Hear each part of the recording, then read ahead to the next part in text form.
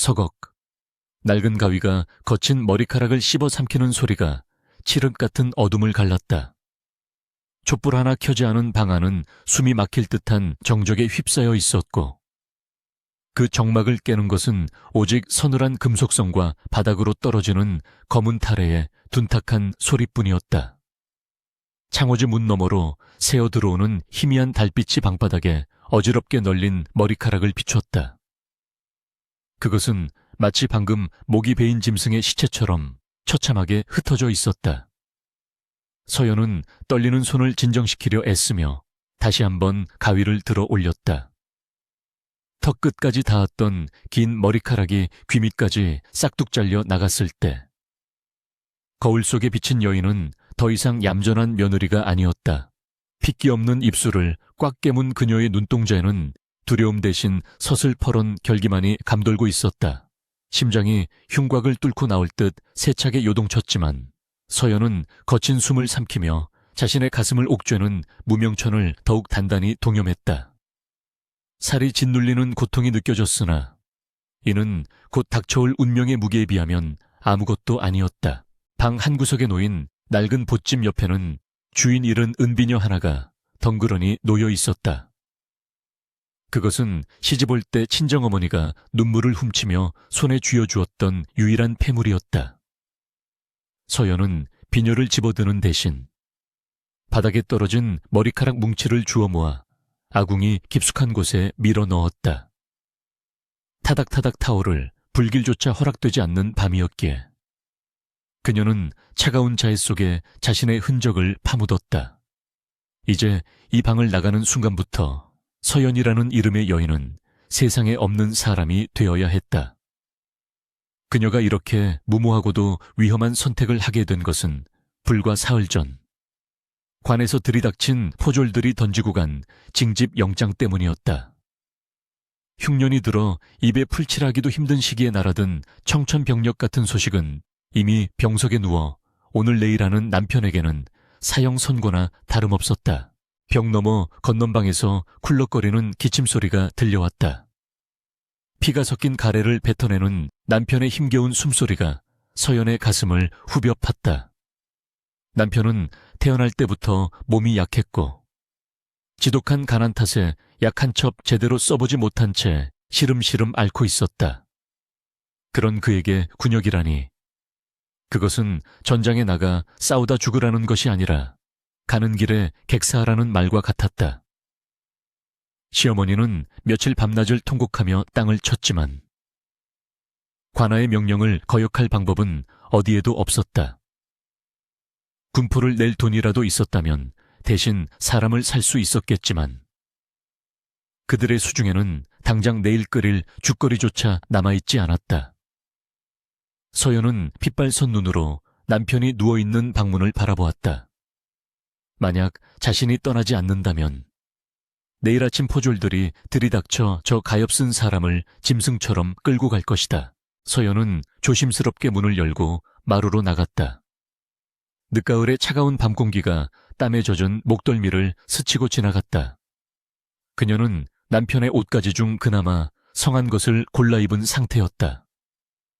헐렁한 바지와 저고리가 어색했지만 어둠 속에서 보면 영락없는 왜소한 사내 아이로 보일 터였다. 그녀는 부엌으로 들어가 미리 다려놓은 약탕기를 정성스럽게 싼 뒤 마루 밑 도간에 숨겨두었던 엽전 꾸러미를 꺼냈다. 시집올 때 몰래 가져온 비상금이었지만 이제는 남편의 약값으로 쓰여야 했다. 서연은 떨리는 손으로 붓을 들어 꼬깃꼬깃한 종이 위에 몇 글자를 적어 내려갔다. 글을 배운 적은 없었으나 남편이 어깨너머로 가르쳐준 덕분에 겨우 제 이름 석자와 간단한 문장 정도는 쓸 수 있었다. 부디 살아만 계십시오. 반드시 돌아오겠습니다. 눈물이 종이 위로 툭 떨어져 먹물을 번지게 했다. 그때였다. 안방문이 삐걱거리며 열리는 소리가 났다. 서연은 화들짝 놀라 몸을 움츠리고 기둥 뒤로 몸을 숨겼다. 시어머니였다. 잠기가 밝은 시어머니가 혹시라도 낌새를 챘을까봐 서연의 등줄기에 식은땀이 흘러내렸다. 시어머니는 마루 끝에 앉아 하염없이 한숨을 내쉬었다. 아이고, 내 팔자야. 하나 있는 아들놈을 사지로 보내야 하다니. 조상님들도 무심하시지. 시어머니의 탄식은 밤하늘의 달을 향해 퍼져나갔다. 평소 며느리에게 모진 구박을 일삼던 시어머니였지만 자식을 생각하는 마음만은 여느 어미와 다르지 않았다. 서연은 입을 틀어막고 터져나오는 오열을 삼켰다. 자신이 사라지면 시어머니는 며느리가 도망갔다고 욕을 퍼부을 것이다. 하지만 차라리 욕을 먹는 편이 나았다. 남편이 끌려가 죽는 것을 보느니 자신이 배은망덕한 며느리로 낙인 찍히는 것이 100번 1000번 나은 일이었다. 시어머니가 다시 방으로 들어가고 코를 고는 소리가 들리기까지는 한식경이 더 걸렸다. 서연은 그제야 기둥 뒤에서 나와 마당으로 내려섰다. 집신을 신은 발이 흙바닥에 닿는 느낌이 낯설고 차가웠다. 그녀는 마지막으로 집을 한번 돌아보았다. 기울어져 가는 초갓집, 앙상한 감나무, 그리고 자신이 매일 물을 깃던 우물까지 모든 것이 사무치게 그리웠지만 지금은 감상에 젖어 있을 시간이 없었다. 동이 트기 전에 마을을 벗어나야 했다. 읍내에 있는 징집 장소까지 가려면 산을 2개나 넘어야 했다. 서연은 등 뒤에 보찜을 단단히 메고 허리춤에 남편이 쓰던 낡은 호신용 단도를 찼다. 머리카락을 자를 때 썼던 그 칼이었다. 이제 이 칼은 그녀의 머리카락이 아니라 적의 목을 베는데 쓰여야 할 것이었다. 마을 어귀를 빠져나가는 길은 험하고 어두웠다. 산짐승의 울음소리가 곳곳에서 들려왔고 발밑에 돌부리에 걸려 넘어질 뻔한 적도 한두 번이 아니었다. 하지만 서연은 멈추지 않았다. 넘어지면 다시 일어나고 가시덤불에 옷이 찢겨도 개의치 않았다. 그녀의 머릿속에는 오직 하나, 남편을 살려야 한다는 일념뿐이었다. 내가 지압이다. 오늘부터 나는 서연이 아니라 이 집안의 가장 김철수다. 그녀는 속으로 수없이 되뇌며 스스로에게 최면을 걸었다. 여인의 몸으로 군역을 치른다는 것이 얼마나 무모하고 위험한 일인지 그녀도 잘 알고 있었다. 들키는 순간 목이 달아날 수도 있는 중죄였다. 그러나 앉아서 죽음을 기다리는 것보다는 차라리 칼을 들고 싸우다 죽는 것이 낫다고 그녀는 생각했다. 새벽녘이 되어서야 서연은 첫 번째 고개를 넘었다. 멀리 산 아래로 읍내의 불빛이 희미하게 보였다. 그녀는 잠시 바위에 걸터앉아 가쁜 숨을 몰아쉬었다. 차가운 새벽 공기가 폐부 깊숙이 들어와 뜨거워진 몸을 식혀주었다. 거친 손으로 얼굴을 닦아내자 흙먼지와 땀이 뒤섞여 묻어 나왔다. 이제부터가 진짜 시작이었다. 읍내에 도착하면 수많은 장정들 틈에 섞여야 했고 까다로운 신체 검사를 통과해야 했다. 혹시라도 가슴에 붕대가 풀리거나 목소리 때문에 들키지 않을까 하는 걱정이 파도처럼 밀려왔다. 서연은 보찜 속에 넣어둔 마른 쑥을 꺼내 입에 물었다. 목소리를 굵게 만들기 위해 며칠 전부터 해오던 방법이었다. 쓴물이 목구멍으로 넘어갔지만 그녀는 인상을 찌푸리지 않았다. 이 정도 쓴맛은 앞으로 닥쳐올 고난의 전주곡에 불과했으니까. 다시 길을 재촉하던 서연의 눈의 길가에 핀 들국화 한 송이가 들어왔다. 설이 내린 땅에서도 꿋꿋하게 피어있는 그 꽃이 마치 자신의 처지 같아 보였다. 그녀는 꽃을 꺾지 않고 가만히 쓰다듬으며 중얼거렸다. 너도 살아남거라. 나도 반드시 살아남아 다시 돌아올 테니. 그것은 자신에게 하는 맹세이자 집에 두고 온 남편에게 보내는 약속이었다.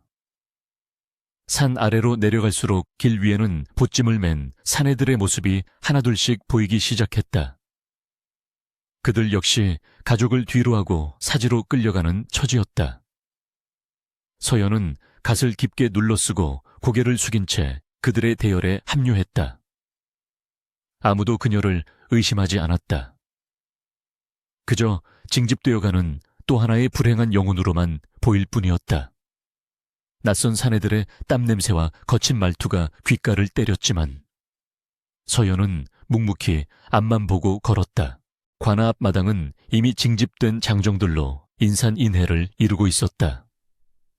여기저기서 통곡하는 소리와 고함을 치는 소리가 뒤섞여 아수라장을 방불케 했다. 이놈들아, 나는 못 간다. 홀어머니를 두고 내가 어딜 가느냐. 늙은 노모를 붙잡고 울부짖는 젊은이를 포졸들이 무자비하게 곤봉으로 내리치며 끌고 갔다. 붉은 피가 흙바닥에 튀었다. 그 광경을 지켜보는 서연의 다리가 후들거렸다. 이것이 전쟁터로 가기도 전에 마주한 현실이었다. 힘없는 백성들의 목숨은 파리 목숨보다 못했다. 서연은 주먹을 꽉 쥐었다. 두려움에 질려 도망치고 싶은 마음이 굴뚝 같았지만 그럴 때마다 병석에 누운 남편의 얼굴을 떠올렸다. 내가 도망치면 그이가 죽는다. 내가 죽더라도 그이는 살려야 한다. 다음 김철수, 우렁찬 목소리가 서연의 귀를 때렸다. 남편의 이름이었다. 서연은 심호흡을 한번 크게 하고 앞으로 걸어나갔다. 접수대 앞에 앉은 관리가 거만한 눈빛으로 서연을 위아래로 훑어보았다. 호패를 내놓아라. 서연은 떨리는 손으로 품속에서 남편의 호패를 꺼내 바쳤다. 관리는 호패와 서연의 얼굴을 번갈아 보며 미간을 찌푸렸다. 나이에 비해 얼굴이 곱상하구나. 몸집도 계집애처럼 비실비실하고 이런 놈이 가서 창이나 제대로 들 수 있겠느냐. 주변에 있던 포졸들이 낄낄거리며 비웃었다.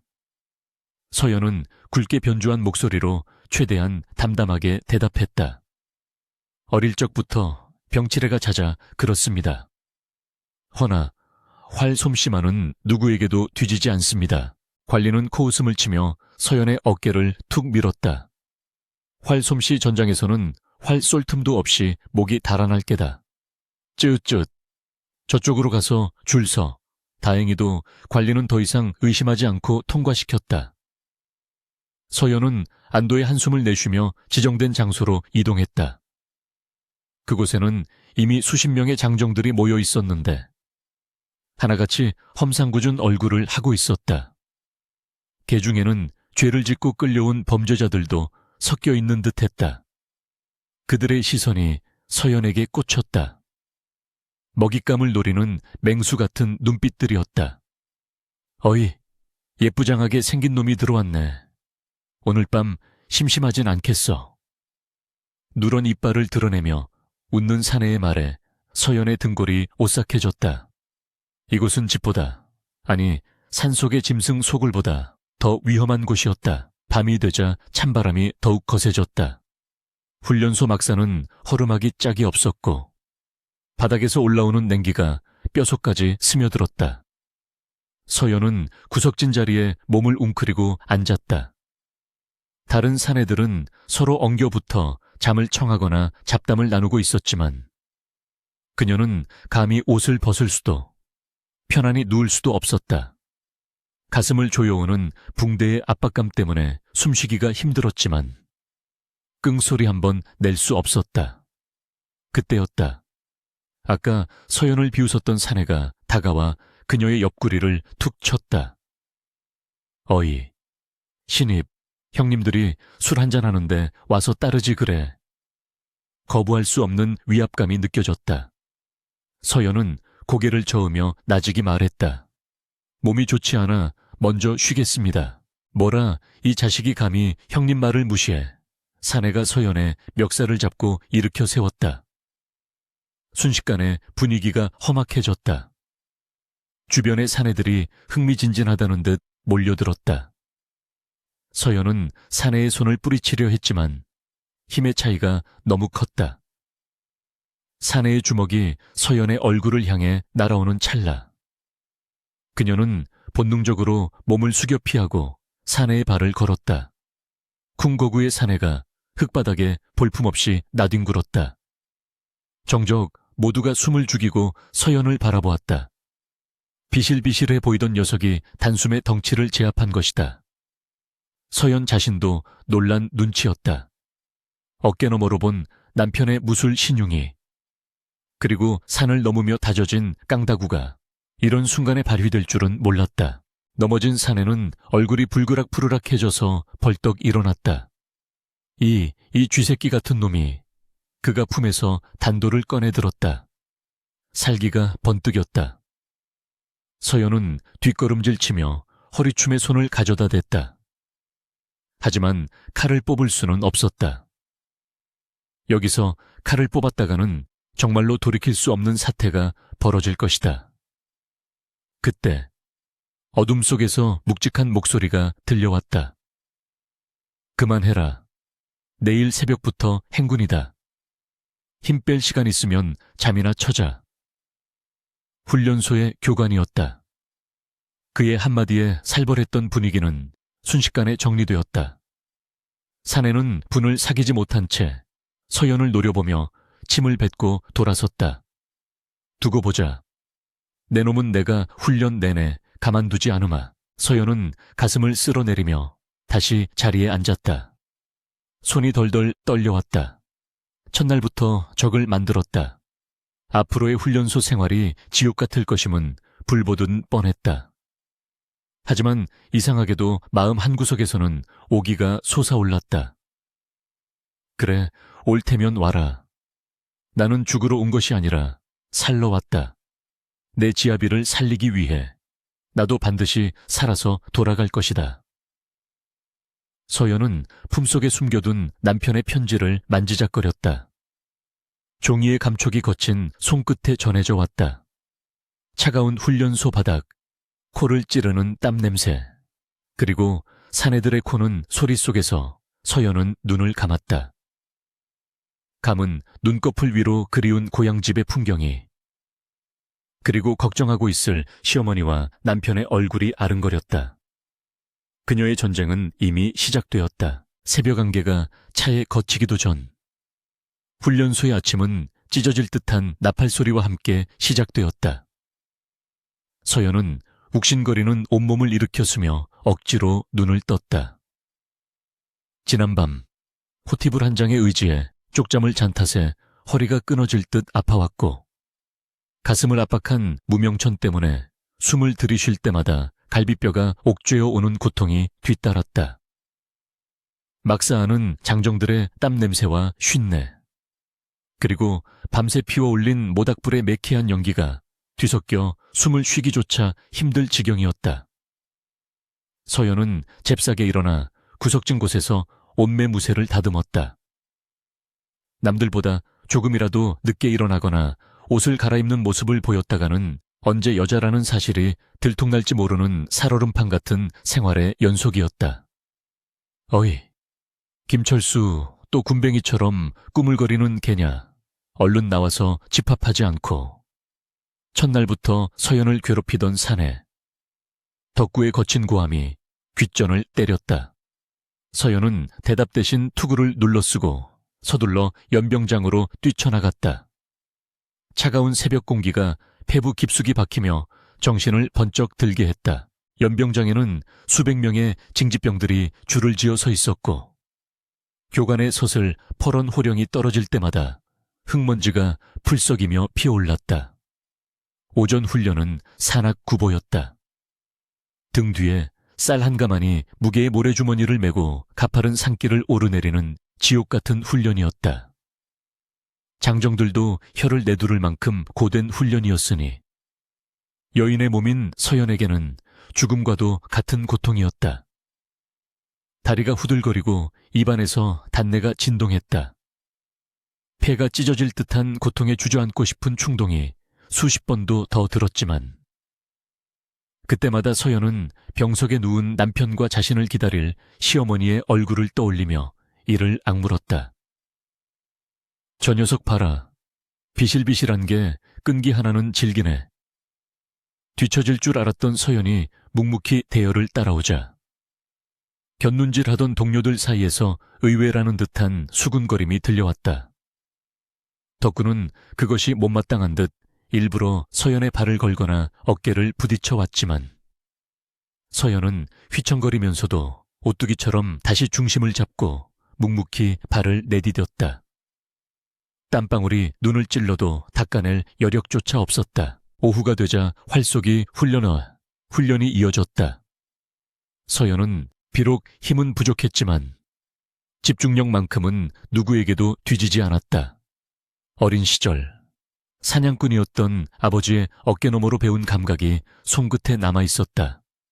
하지만 훈련소의 활은 조잡하게 만들어진 데다 장력이 너무 강해 시위를 당기는 것조차 버거웠다. 팽팽한 시위를 잡은 손가락이 찢어질 듯 아파왔고 팔이 부들부들 떨렸다.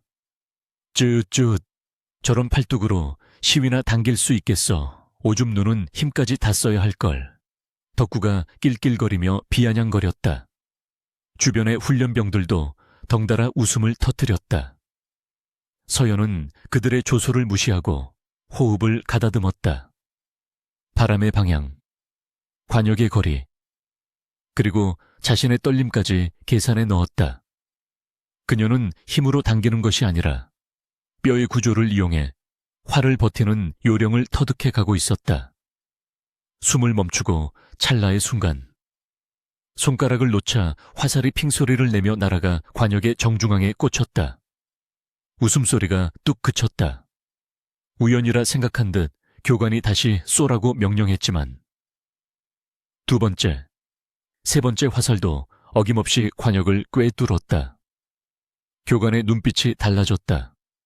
제법이구나. 힘은 없어도 눈은 매와 같다.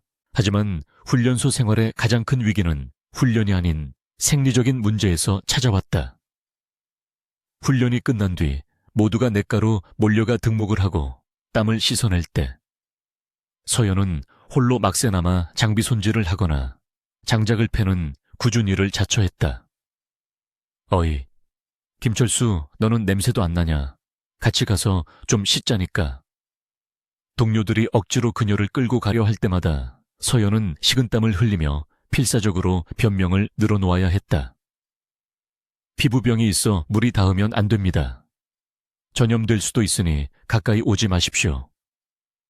짐짓 심각한 표정으로 거짓말을 하면 동료들은 찜찜한 표정을 지으며 물러서곤 했다. 그러나 그것도 하루 이틀이지. 며칠째 씻지 않고 버티는 그녀를 향한 의심의 눈초리는 날로 깊어만 갔다. 어느 날 밤, 모두가 잠든 시각 몰래 냇가로 나간 서연은 달빛 아래서 젖은 수건으로 몸을 닦아내며 숨죽여 울었다.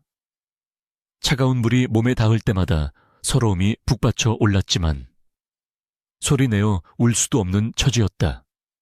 퉁퉁 부르튼 발과 멍이 든 어깨, 그리고 짓무른 가슴을 어루만지며 그녀는 밤하늘을 올려다보았다. 달은 무심히도 밝았다. 그러던 어느 날 훈련소에 비상이 걸렸다. 인근 산채에 운거하던 도적대를 토벌하라는 명령이 떨어진 것이었다. 실전 경험이 전무한 훈련병들에게는 청천벽력 같은 소식이었다. 두려움에 떠는 병사들을 이끌고 산을 오르는 동안 교관은 유독 서연을 주시했다. 내 놈의 활솜씨가 실전에서도 통할지 지켜보겠다. 만약 겁을 먹고 도망친다면 내 칼이 먼저 네 목을 칠 것이다. 서연은 말없이 고개를 끄덕였다. 산새는 험했고 도적들은 지리에 밝았다. 매복해 있던 도적들이 기습적으로 화살을 쏘아대자 훈련병들은 혼비백산하여 우왕좌왕했다. 대형을 유지해라, 흩어지면 죽는다. 교관이 목이 터져라 외쳤지만 이미 공포에 질린 병사들은 명령을 듣지 않았다. 그때 선두에 섰던 덕구가 도적의 함정에 빠져 구덩이 속에 갇히고 말았다. 살려줘. 다리가 부러진 것 같아. 덕구의 비명이 계곡을 울렸다. 도적들이 구덩이 주변으로 몰려들며 창을 겨누었다. 덕구를 구할 사람은 아무도 없어 보였다. 그때 바람을 가르는 소리와 함께 도적 하나의 미간에 화살이 꽂혔다. 서연이었다. 그녀는 바위 뒤에 몸을 숨긴 채 침착하게 활시위를 당기고 있었다. 내가 어무할 테니 옆에 있는 분들이 덕구를 끌어올리십시오. 서연의 단호한 외침에 얼어붙어 있던 동료들이 정신을 차렸다. 서연은 도적들이 머리를 내밀 때마다 정확하게 화살을 날려 접근을 차단했다. 그녀의 손끝에서 튕겨나간 화살은 빗나가는 법이 없었다. 그 사이 동료들이 밧줄을 던져 덕구를 구덩이에서 끌어올렸다. 피투성이가 된 채 올라온 덕구는 서연을 바라보며 믿을 수 없다는 표정을 지었다. 평소 자신이 그토록 괴롭히던 비시리가 자신의 생명의 은인이 된 순간이었다. 전투는 치열했다. 서연은 단순히 활만 쏘는 것이 아니었다. 그녀는 지형을 읽는 눈이 탁월했다. 저쪽 바위 위에서 놈들이 돌을 굴리려 합니다. 우측으로 피하십시오. 서연의 외침 덕분에 병사들은 간발의 차로 낙석을 피할 수 있었다. 그녀의 판단은 냉철했고 지시는 정확했다. 난전 속에서 교관이 부상을 당해 지휘가 흔들리자 서연은 주저하지 않고 나섰다. 바람이 우리 쪽에서 붑니다. 마른 풀에 불을 붙여 연기를 피우면 놈들의 시야를 가릴 수 있습니다. 그녀의 기지에 병사들은 일사불란하게 움직였다. 매캐한 연기가 도적들의 진영을 덮치자 전세는 순식간에 역전되었다. 기침을 하며 당황하는 도적들을 향해 훈련병들의 창날이 쇄도했다. 전투가 끝났을 때 서연의 갑옷은 피와 흙으로 엉망이 되어 있었지만 그녀를 바라보는 동료들의 눈빛은 완전히 달라져 있었다. 경멸과 조롱은 사라지고 그 자리에는 경외와 신뢰가 자리 잡고 있었다. 막사로 돌아온 그날 밤 분위기는 전과 사뭇 달랐다. 부상을 치료하는 동료들 사이로 덕구가 절뚝거리며 다가왔다. 그는 서연의 앞에 털썩 주저앉더니 품에서 꼬깃꼬깃한 육포 한 조각을 꺼내 내밀었다. 먹어라. 그리고 고맙다. 투박하고 거친 사과였지만 진심이 담겨 있었다. 서연은 잠시 망설이다가 육포를 받아들었다. 주변의 동료들이 환호하며 서연의 어깨를 두드렸다. 야, 김철수, 너 아까 진짜 대단하더라. 제갈공명이 다시 살아 돌아온 줄 알았다니까. 칭찬과 농담이 오가는 훈훈한 분위기 속에서 서연은 희미하게 미소 지었다. 하지만 그 미소 뒤에는 더욱 깊은 수심이 깔려 있었다. 자신이 두각을 나타낼수록 정체가 탈로 날 위험도 그만큼 커진다는 사실을 누구보다 잘 알고 있었기 때문이었다. 교관은 막사박 어둠 속에서 그 광경을 지켜보고 있었다. 그는 부상당한 팔을 감싸 쥐며 생각에 잠겼다. 김철수, 평범한 촌놈이 아니다. 활솜씨도 그렇고 병법을 아는 눈치야. 하지만 교관의 뇌리에 스친 것은 전투 중 서연이 부상당한 동료를 업을 때 얼핏 느껴졌던 가녀린 어깨와 피냄새 속에서도 희미하게 풍기던 쑥 향기였다. 그는 의심의 싹을 틔우며 서연을 예의주시하기로 했다. 한편 서연은 동료들의 환대 속에서도 몰래 한숨을 삼켰다. 갑옷 속에 감춰진 붕대가 땀에 젖어 살을 파고들고 있었다. 오늘 흘린 피와 땀이 자신의 갑옷을 얼룩지게 했지만 그것은 동시에 그녀를 지켜주는 가장 단단한 방패가 되어가고 있었다. 밤이 깊어지자 서연은 남편의 호패를 꺼내 꽉 쥐었다. 호패의 모서리가 손바닥을 찔러왔지만 그 아픔조차 지금은 위로가 되었다. 보셨습니까? 제가 해냈습니다. 그러니 당신도 조금만 더 버텨주십시오. 서연의 눈가가 촉촉하게 젖어들었지만 그녀는 이내 눈물을 삼키고 잠을 청했다. 내일은 또 어떤 시련이 닥쳐올지 알 수 없었기에 변방의 바람은 칼날보다 날카로웠고 그 바람에 실려오는 것은 마른 풀 냄새가 아니라 비릿한 피 냄새였다. 북방의 국경지대, 그곳은 이미 사람의 땅이 아닌 아수라의 지옥도였다. 오랑캐들의 기마대가 지평선을 새까맣게 뒤덮으며 밀려올 때마다 대지는 공포에 질려 전율했고 아군의 요새는 거친 파도 앞의 모래성처럼 위태롭게 흔들렸다. 성벽 곳곳이 무너져 내리고 식량 창고는 바닥을 드러낸 지 오래였다. 며칠째 이어진 치열한 공방전으로 병사들의 눈은 퀭하게 들어가 있었고 갑옷은 성한 곳 없이 찢겨 있었다. 서연은 성벽 틈새로 불어닥치는 눈보라를 맞으며 활시위를 점검했다. 손가락 끝 감각이 얼어붙어 마비된 지 오래였지만 그녀는 기계적으로 활을 닦고 또 닦았다. 이것만이 자신과 동료들 그리고 고향에 있는 가족을 지킬 유일한 생명줄이었기 때문이었다. 옆에 앉은 덕구가 마른 누룽지를 오독오독 씹으며 중얼거렸다. 철수야, 우린 여기서 다 죽는 거냐 고향에 두고 온 순이가 보고 싶어 미치겠는데. 서연은 덕구의 어깨를 말없이 토닥였다. 그녀의 가슴 속에도 사무치는 그리움이 응어리져 있었다. 살아서 돌아가리라 맹세했지만 눈앞의 현실은 죽음의 그림자로 짙게 드리워져 있었다. 그날 밤 상황은 최악으로 치달았다. 적의 주력이 야음을 틈타 총공세를 퍼부어 온 것이다.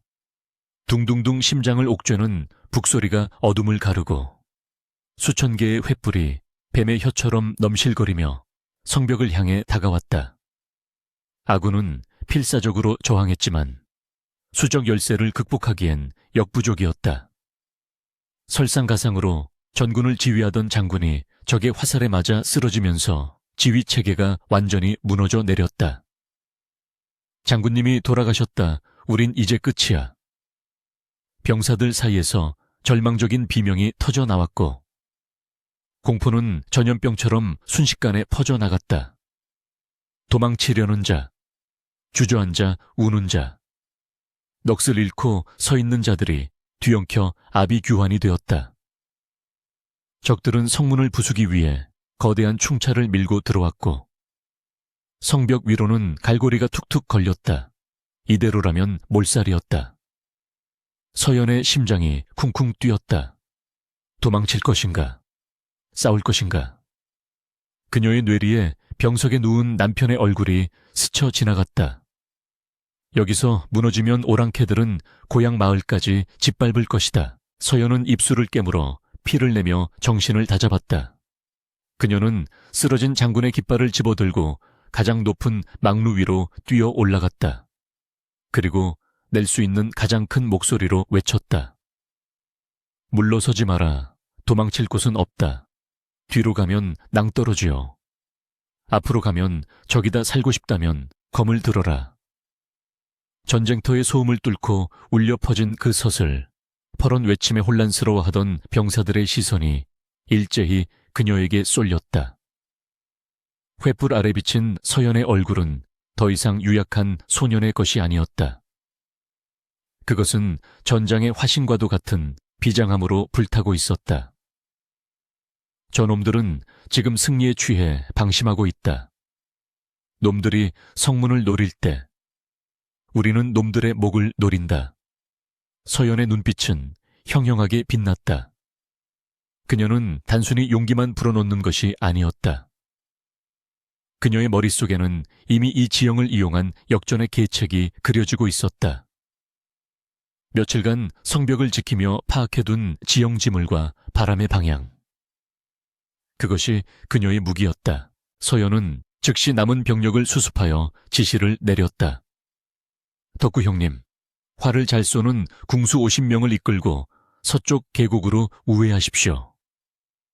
신호가 떨어지면 놈들의 후미에 불화살을 날려야 합니다. 나머지는 성문을 열고 나를 따른다. 미친 짓이라는 수군거림이 있었지만 서연의 확신에 찬 눈빛과 지금까지 보여준 기지에 병사들은 홀린 듯 그녀를 따랐다.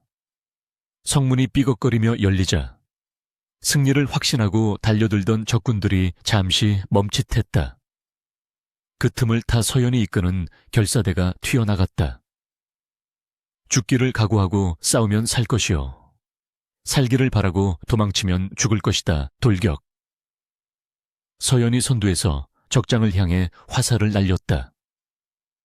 핑소리와 함께 적의 선봉대장이 말에서 고꾸라졌다. 적의 진영이 술렁이는 순간 서쪽 계곡에서 붉은 불기둥이 치솟았다. 덕구의 부대가 적의 식량마차와 보급품에 불을 지른 것이었다. 겨울바람을 탄 불길은 삽시간에 들불처럼 번져 적군을 덮쳤다. 불이야 퇴로가 막혔다. 오랑캐들은 혼비백산하여 우왕좌왕했다. 앞에서는 서연의 결사대가, 뒤에서는 맹렬한 불길이 그들을 조여왔다. 서연은 그 혼란을 놓치지 않았다. 그녀는 말에 올라타 적진 한복판을 휘저으며 지휘했다. 좌익은 적의 허리를 끊고 우익은 퇴로를 차단하라. 그녀의 목소리는 쉰소리가 났지만 그 어느 때보다 명료하게 전장에 울려 퍼졌다. 서연의 활은 쉴 새 없이 춤을 추었고 시위를 떠난 화살은 어김없이 적의 급소를 꿰뚫었다. 그녀의 용맹에 고무된 아군 병사들은 귀신 들린 듯 칼을 휘둘렀다. 수정 열세는 더 이상 문제가 되지 않았다. 기세에서 압도당한 오랑캐들은 무기를 버리고 도망치기에 급급했다. 밤새 타오른 불길은 새벽이 되어서야 사그라들었다. 시체와 잔해가 뒤엉킨 전장 위로 붉은 태양이 떠올랐을 때 서연은 피투성이가 된 채 거친 숨을 몰아쉬고 있었다. 승리였다. 기적 같은 대승이었다. 살아남은 병사들이 서연을 애워싸고 환호성을 질렀다. 김철수 만세. 그들의 눈에는 존경과 경외심이 가득했다. 죽음의 문턱에서 자신들을 구해준 영웅을 향한 찬사였다. 서연은 얼떨떨한 표정으로 주위를 둘러보았다. 자신이 해냈다는 사실이 믿기지 않았다. 그러나 기쁨도 잠시, 털썩 주저앉은 그녀의 다리는 걷잡을 수 없이 후들거렸다. 긴장이 풀리자 온몸의 상처가 비명을 질러댔고 가슴을 짓누르는 붕대의 압박감에 현기증이 일었다. 하지만 그녀는 쓰러질 수 없었다. 아직 끝나지 않았다. 조정에서 파견된 감찰사가 전장의 참상을 수습하고 공을 치하하기 위해 도착한 것은 그로부터 사흘 뒤였다. 감찰사는 적의 대군을 격파한 공로가 일개 징집병의 지략에서 나왔다는 사실에 경악을 금치 못했다. 네가 김철수인가 참으로 놀랍구나. 네 공은 조정에 보고되어 큰 상을 받게 될 것이다. 감찰사는 그 자리에서 서연을 임시 천호장 최누창에 임명하고 파격적인 승진을 약속했다. 천호장 김철수. 하루아침에 말단 병졸에서 1000명의 군사를 거느리는 장수가 된 것이었다. 꿈만 같은 일이었다. 벼슬길에 오르면 가난을 벗어날 수 있을 것이고 남편의 병을 고칠 좋은 약도 구할 수 있을 터였다. 서연은 감격에 젖어 붉은 관복을 받아들었다. 비록 몸에 맞지 않아 헐렁했지만 그 옷이 주는 무게감은 남달랐다. 동료들은 부러움 섞인 눈빛으로 그녀를 바라보며 축하주를 권했다. 덕구는 이제 날이라고 불러야겠네. 나 나중에 잊으면 안 된다. 라며 너스레를 떨었다. 막사 안은 웃음꽃이 피어났고 서연도 모처럼 긴장을 풀고 옅은 미소를 지었다. 이제 고향으로 돌아갈 날이 머지않았다는 희망이 부풀어 올랐다. 여보, 조금만 기다려요. 내 금이 환영하여 당신을 낫게 해주겠소. 그러나 운명은 그녀에게 안락함을 허락하지 않았다. 승전 축하연이 무르익어갈 무렵 피투성이가 된 전령 하나가 막사 안으로 들이닥쳤다.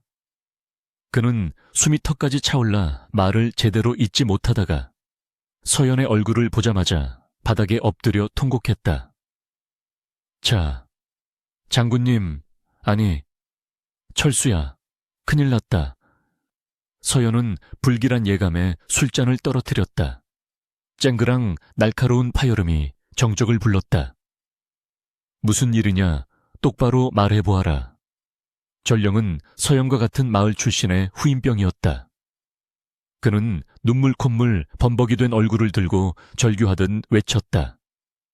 외놈들의 패잔병과 도적대가 합세하여 우리 마을을 포위했습니다. 관아의 군사들은 이미 도망쳤고 마을 사람들은 산채로 불에 타 죽을 판입니다. 서연의 눈앞이 캄캄해졌다. 머릿속이 하얗게 비어버리고 귀에서 삐하는 이명소리만 들려왔다. 오랑캐를 물리치고 나라를 구했는데 정작 내 가족, 내 목숨보다 소중한 남편과 시어머니가 죽을 위기에 처했다니 이것은 하늘의 장난인가? 아니면 가혹한 형벌인가? 주변의 장수들이 웅성거렸다. 지금 군사를 움직일 수는 없네. 상부의 허가 없이는 병력을 이탈시킬 수 없어. 감찰사의 냉정한 한마디가 비수처럼 꽂혔다. 군법은 엄격했다. 사사로운 감정으로 군대를 움직였다가는 반역으로 몰려 목이 달아날 수도 있었다. 하지만 서연에게는 선택의 여지가 없었다. 그녀가 이곳에 온 단 하나의 이유, 그것은 가족이었다. 가족을 지키지 못한다면 나라를 구한 영웅이 된들. 무슨 소용이란 말인가? 서연은 자리에서 벌떡 일어났다. 그녀의 눈빛은 북방의 바람보다 더 차갑고 매섭게 변해 있었다. 그녀는 허리춤에 칼을 뽑아 탁자에 꽂았다. 광 탁자가 반으로 갈라지며 나무 파편이 튀었다. 좌중이 숨을 죽였다. 내가 이 나라를 위해 목숨 걸고 싸운 것은 내 가족이 발 뻗고 잘 수 있는 땅을 지키기 위함이었습니다. 헌데 내 가족이 죽어가는 마당에 군법 타령이나 하고 있으란 말입니까?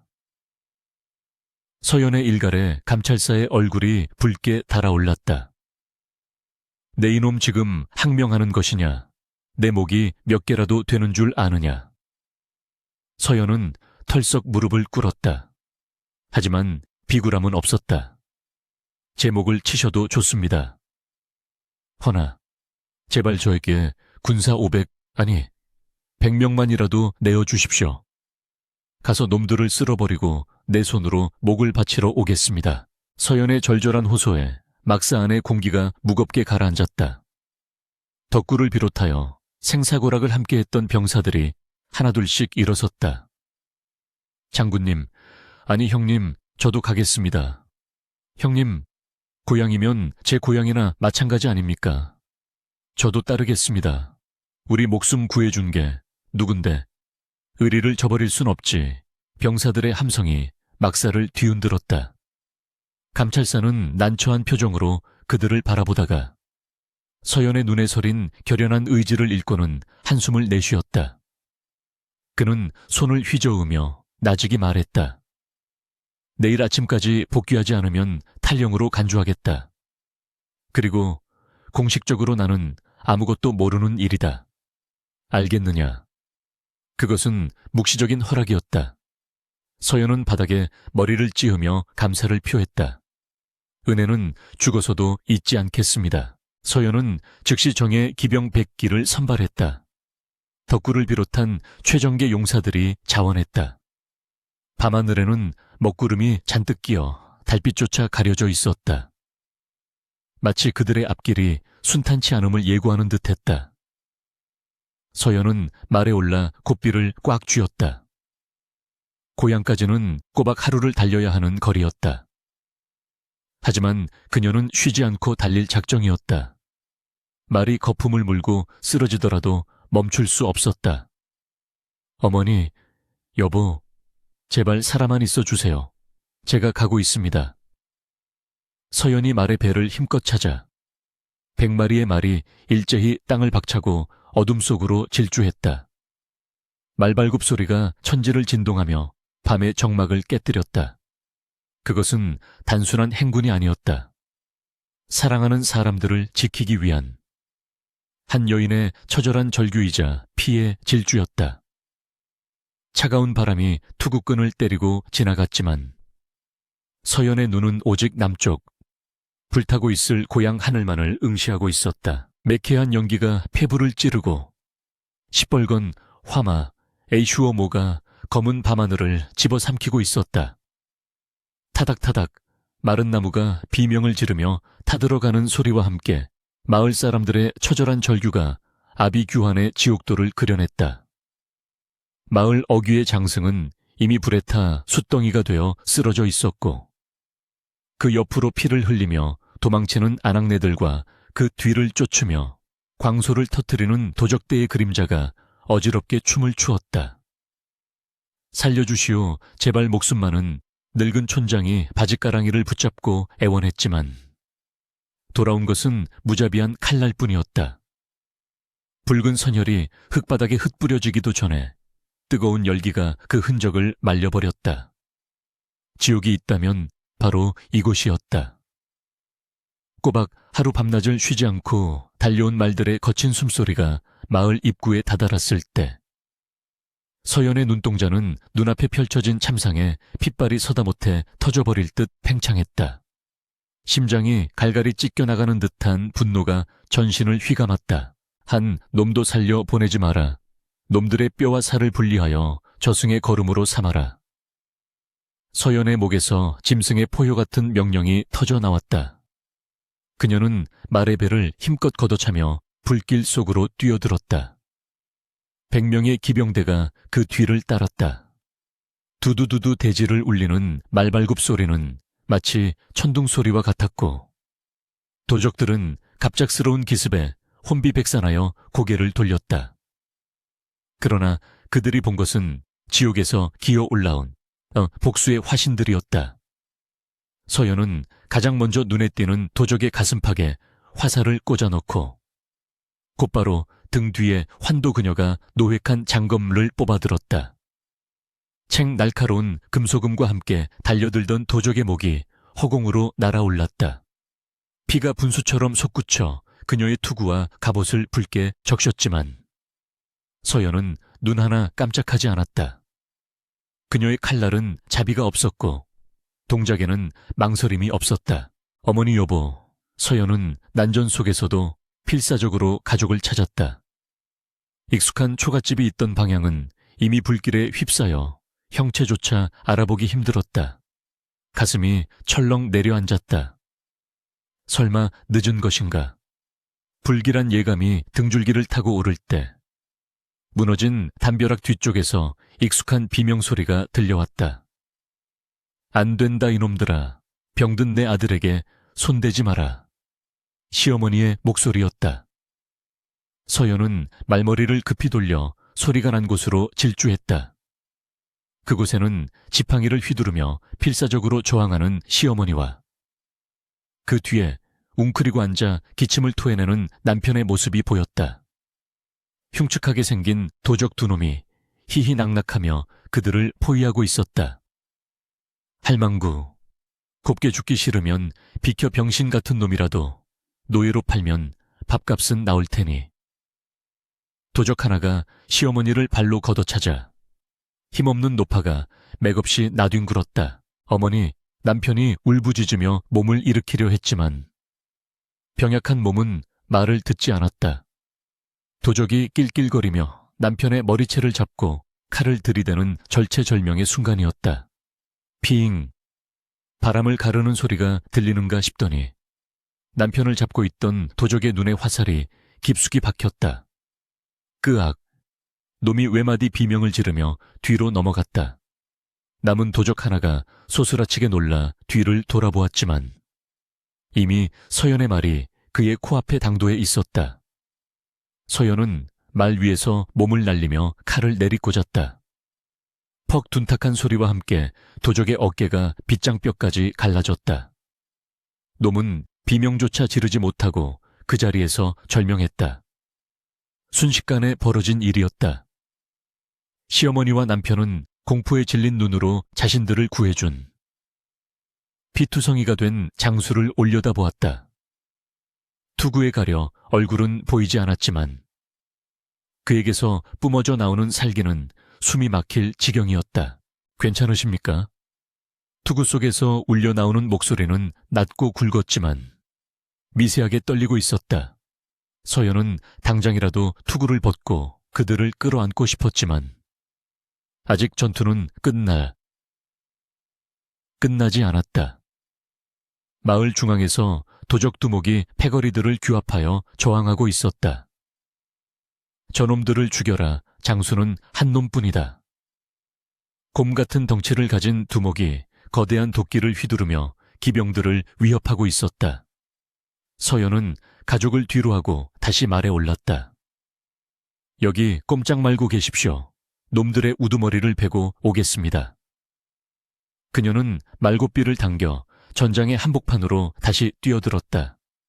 덕구와 대원들이 도적들을 몰아붙이고 있었지만 두목의 괴력에 밀려 고전하고 있었다. 서연은 거침없이 두목을 향해 돌진했다. 내 놈이 대장이냐? 쥐새끼처럼 투구를 쓰고 숨지 말고 얼굴을 보여라.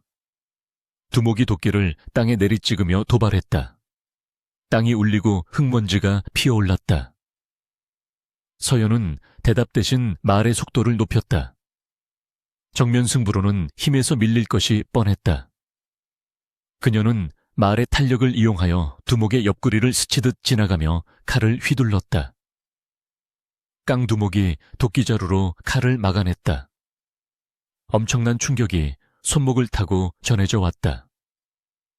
서연은 말에서 튕겨 나갈 뻔했지만 허벅지에 힘을 주어 버텼다. 두목은 그 틈을 놓치지 않고 도끼를 횡으로 휘둘렀다. 붕 하는 소리와 함께 묵직한 쇠뭉치가 서연의 허리를 노리고 날아왔다. 서연은 말 안장에 납작 엎드려 간발의 차로 공격을 피했다. 투구 깃 장식이 도끼날에 스쳐 잘려 나갔다. 서연은 말에서 뛰어내렸다. 좁은 골목에서의 마상 전투는 불리했다. 그녀는 가볍게 착지하여 자세를 잡았다. 두목이 비웃음을 흘렸다. 하하, 제 발로 죽으러 내려왔구나. 그 가녀린 팔로 내 도끼를 막을 수 있겠느냐. 두목이 다시 한번 도끼를 높이 쳐들고 내려 찍었다. 서연은 정면 대결을 피하고 몸을 비틀어 공격을 흘려보냈다. 그리고 두목의 빈틈인 무릎 뒤 오금을 노려 칼등으로 가격했다. 억두목이 한쪽 무릎을 꿇으며 자세가 무너졌다. 서연은 그 기회를 놓치지 않고 두목의 등 뒤로 돌아가 목덜미에 칼을 겨누었다. 하지만 두목은 짐승 같은 반사신경으로 몸을 굴려 빠져나갔다. 그의 도끼가 서연의 투구를 스치고 지나갔다. 끈이 끊어지며 투구가 벗겨져 바닥으로 뒹굴었다. 찰랑. 땀과 피에 젖은 머리카락이 흘러내렸다. 비록 짧게 잘린 머리였지만 달빛에 드러난 얼굴은 더 이상 흉터투성이의 사내가 아니었다. 하얀 피부, 섬세한 턱선, 그리고 무엇보다 그 눈동자.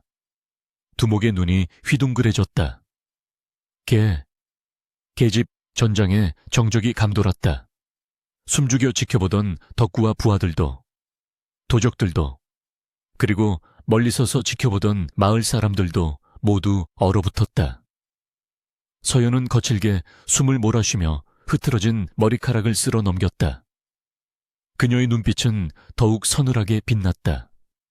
계집이라 얕보지 마라. 내 칼은 사내보다 맵고 내 원한은 너희보다 깊다. 말이 끝나기가 무섭게 서연이 튀어나갔다.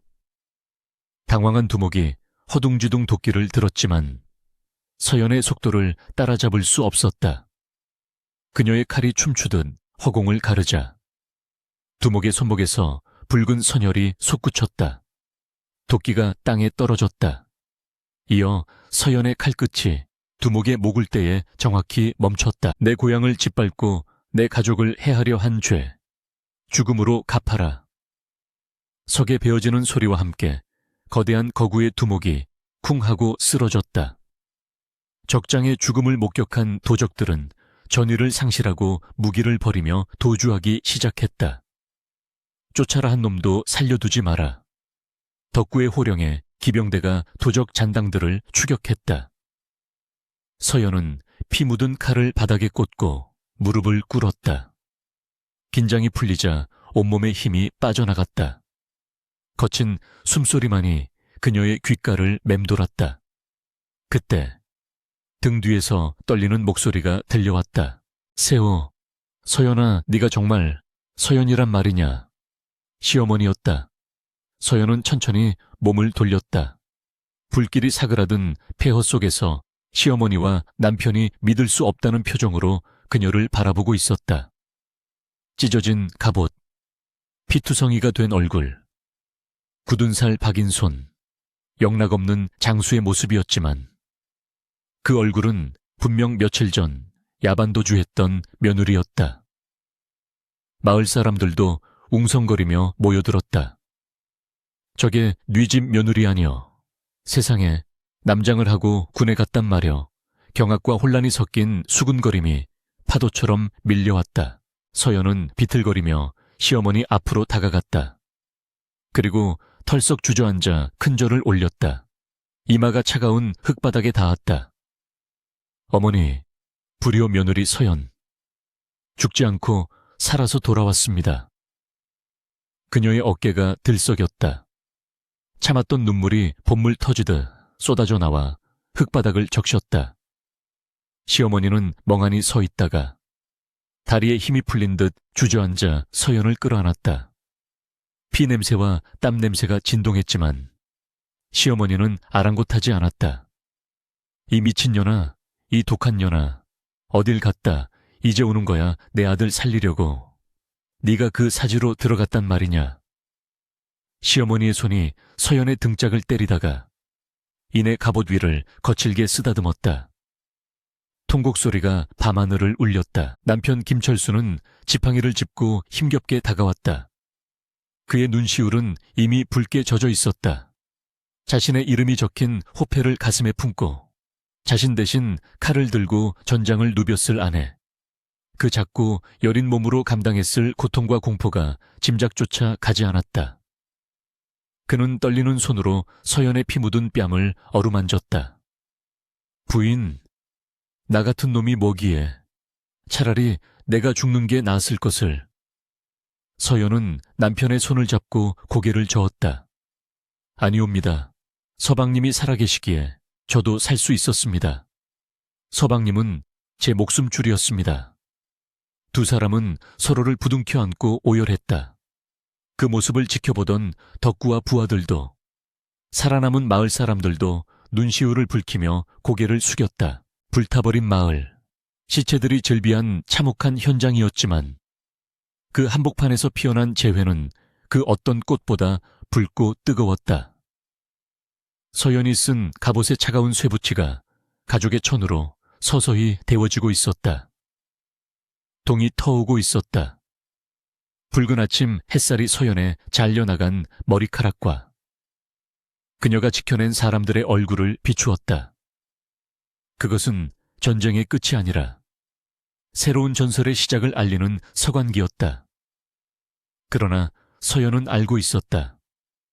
자신의 정체가 드러난 이상 조정의 처분을 피할 수 없다는 것을. 나라를 구한 영웅이 될 것인가? 국법을 어긴 죄인이 될 것인가?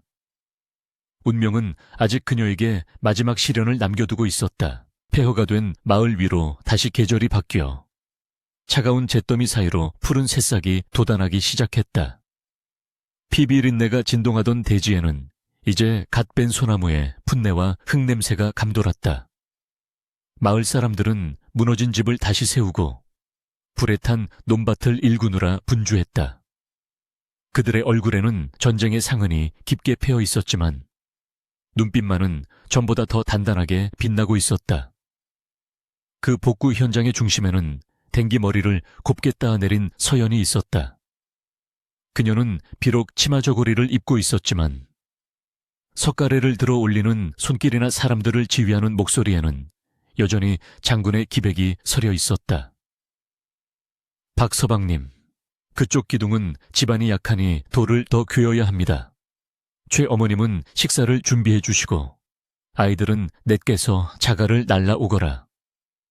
그녀의 일사불란한 지시에 마을은 빠르게 예전의 모습을 되찾아가고 있었다. 서연이 땀을 훔치며 허리를 펴자 멀리서 지팡이를 짚고 걸어오는 남편 김철수의 모습이 보였다.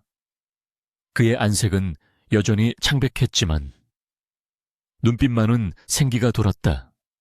그는 아내에게 다가와 조심스럽게 물 사발을 건넸다. 부인, 좀 쉬었다 하구려. 며칠째 잠도 제대로 못 자고 내 마음이 편치 않소. 서연은 남편의 손을 잡고 희미하게 웃었다. 거친 굳은 살이 박인 자신의 손과 서책만 잡아 보드라운 남편의 손이 묘한 대조를 이루었다. 예전 같았으면 부끄러워 감췄을 손이었지만 이제 서연은 그 손이 자랑스러웠다. 서방님, 저는 괜찮습니다. 이 집만 다 세우면 우리 식구 발 뻗고 잘 수 있는데 이 정도 고생이 대수겠습니까? 남편은 그런 아내를 애틋하게 바라보며 젖은 수건으로 그녀의 이마를 닦아주었다. 마을 사람들은 그 모습을 흐뭇하게 혹은 경애 어린 시선으로 지켜보았다. 서연은 더 이상 구박받는 며느리가 아니라 마을을 구한 수호신이자 모두의 어버이와 같은 존재였다. 저녁이 되자 시어머니가 김이 모락모락, 나는 밥상을 들고 마루로 나왔다. 꽁보리밥에 된장국뿐인 소박한 상이었지만 그 안에 담긴 정성은 예전과 비할 바가 아니었다. 시어머니는 서연의 밥그릇에 밥을 고봉으로 눌러 담으며 넌지시 말했다. 많이 먹거라. 네가 우리 집 기둥인데 기둥이 부실하면 집이 무너지지 않겠느냐. 투박한 말투였지만 그 속에는 뼈저린 후회와 감사가 녹아 있었다. 서연이 숟가락을 들자 시어머니의 눈시울이 붉어졌다. 내가 미쳤지. 귀한 며느리를 몰라보고 그리 구박을 했으니 내가 죽으면 지옥에 갈 게다. 서연은 급히 숟가락을 놓고 시어머니의 손을 잡았다. 어머니, 그런 말씀 마십시오. 어머니가 계셨기에 제가 돌아올 곳이 있었습니다. 지난 일은 다 잊으십시오. 세 식구는 밥상머리에서 서로의 온기를 나누며 눈물 젖은 저녁을 먹었다. 그것은 전쟁터의 승리보다 더 값진 평화로운 일상의 승리였다. 그러나 그 평화는 오래가지 못했다. 며칠 뒤 마을 어귀에서 요란한 말발굽 소리와 함께 관아의 포졸들이 들이닥쳤다. 그리고 그 앞에는 화려한 관복을 입은 도승지 대통령 비서실장 격가 왕의 어명 유미엘을 받들고 서 있었다. 마을 사람들은 사색이 되어 바닥에 엎드렸다. 서연의 가슴이 철렁 내려앉았다. 올 것이 왔구나. 남장을 하고 군을 기만하고 왕을 속인 죄는 능지처참을 당해도 할 말이 없는 중죄였다. 서연은 입술을 깨물며 마당으로 나갔다. 그녀는 하얀 소복으로 갈아입고 머리를 단정히 한 채 도승지 앞에 무릎을 꿇었다. 죄인 서연, 어명을 받들겠나이다. 그녀의 목소리는 떨리지 않았다. 자신의 목숨으로 가족과 마을이 무사할 수만 있다면 기꺼이 목을 내놓을 각오가 되어 있었다. 도승지가 엄숙한 표정으로 두루마리를 펼쳤다. 정적 속에서 그의 목소리가 쩌렁쩌렁 울렸다. 죄인 서연은 들으라. 너는 여인의 몸으로 국법을 어기고 군에 잠입하여 조정을 기만하였다. 이는 마땅히 참형에 처해야 할 대역죄이다. 철렁.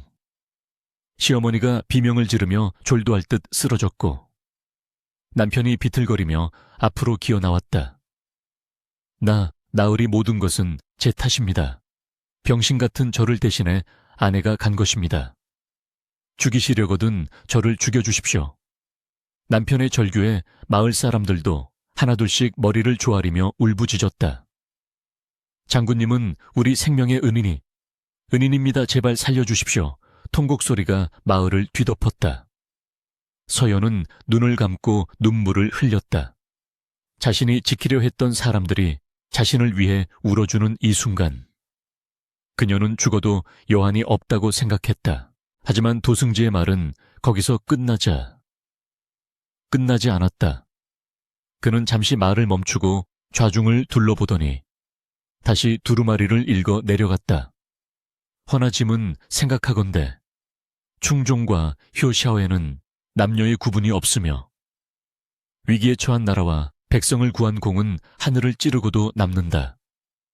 네가 보여준 기계와 지략은 수만 대군보다 강하였고 네가 행한 효심은 만백성의 귀감이 되었다. 이에 짐은 너의 기만 죄를 사면하고 그 공을 치하하여 정렬여부 젠리의 쇼후 위의 칭호를 내리며 정산품 당상관의 예우를 갖추어 치하하노라. 반전이었다. 사형 선고가 아닌 파격적인 사면과 포상이었다. 도승진은 두루마리를 접고 서연에게 다가와 온화한 미소를 지었다. 전하께서 그대의 무용담을 들으시고 크게 감동하셨네. 내 평생 수많은 장수를 보았지만 여인의 몸으로 적진을 뚫고 가족을 구한 이야기는 듣도 보도 못했네. 참으로 장하도다. 서연은 멍하니 고개를 들었다. 믿기지 않는 현실에 숨이 턱 막혀왔다. 성은이 망극하옵니다. 그녀는 바닥에 이마를 찌으며 오열했다. 죽음의 공포가 거치고 인정받았다는 안도감이 밀려와 전신이 떨렸다. 시어머니와 남편도 서로를 부둥켜 안고 감격에 눈물을 쏟았다. 도승진은 왕이 하사한 비단과 금보화, 그리고 서연의 남편을 위한 희귀한 약재들을 내놓았다. 또한 전하께서는 그대의 재주를 아깝게 여겨 원한다면 궁으로 들어와 왕실 호위의 직책을 맡으라 하셨네. 어찌하겠는가? 그것은 여인으로서는 전무후무한 파격적인 제안이었다. 입신양명의 길이 활짝 열린 셈이었다. 서연은 잠시 고민하는 듯 했으나 이내 고개를 저으며 정중히 거절했다. 전하의 하해와 같은 은혜는 뼈에 새겨 잊지 않겠습니다. 하오나 소인은 칼을 잡는 장수이기 이전에 한 지아비의 아내이자 늙은 시어머니를 모셔야 하는 며느리입니다. 전장에서는 나라를 위해 싸웠으나 이제는 평범한 안악으로 돌아가 가족의 곁을 지키고 싶습니다. 부디 이 미천한 소망을 허락해 주시옵소서. 서연의 대답은 단호하고도 부드러웠다. 부귀영화보다 가족과의 소박한 삶을 택한 것이었다.